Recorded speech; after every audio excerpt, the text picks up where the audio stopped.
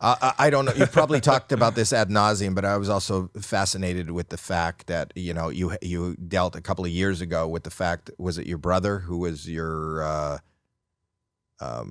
accountant? Yeah. I can't really talk about it because I'm doing a documentary on it now, but it's, I don't really want to go there today. You don't want to go there? No. Okay, we won't. Yeah. I had to put my brother in prison. It was pretty brutal.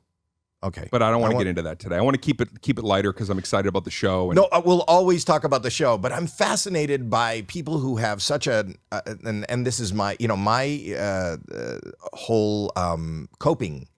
I deal with, you don't know me that well personally, but I deal with a lot of stress and a lot of mental health and a lot of shit. And I'm fascinated how you've gone through it. And those are really traumatic things and I think but cataclysmic moments actually form your true character. And so when I look back in hindsight at some of the things like that, I wouldn't change a single thing because I actually really I mean that. You know that Billy Joel went through kind of the same thing. I think that was his brother-in-law. Right. Yeah, that was his brother-in-law who rendered him, destitute. He had to go out on tour, and I'm always. I was pretty destitute. But I would imagine, besides being destitute financially, those kind of trust issues, never lost trust in people. Really? No. When somebody who is your flesh and blood. They're a sociopath. A sociopath, if you know anything about sociopaths, and, I know way too much at this point, it's not all people.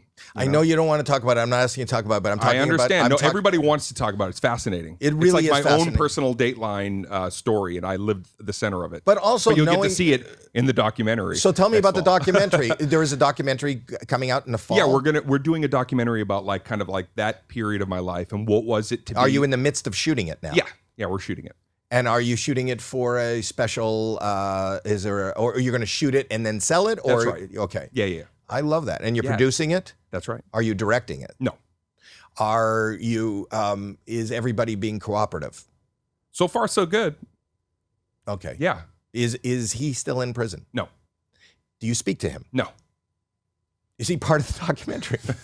I love that you're like, we're not going to talk about it.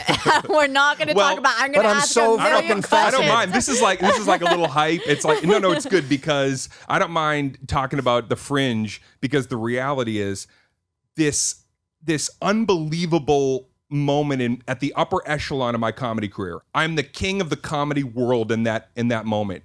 And the darkest thing is happening to me simultaneously. It's literally comedy and tragedy. And when it all kind of fell apart, or now look at it, fell together, it's fascinating. And even though it's my story, and yes, it hurt, and it was the ultimate betrayal, who I became from it, I'm grateful that it happened. I would not change a single thing. It was meant to be. Do you think he learned anything? I don't know. We'll have to see when we watch the documentary. I really want to see the documentary. I want to see your special. I want to watch the moment.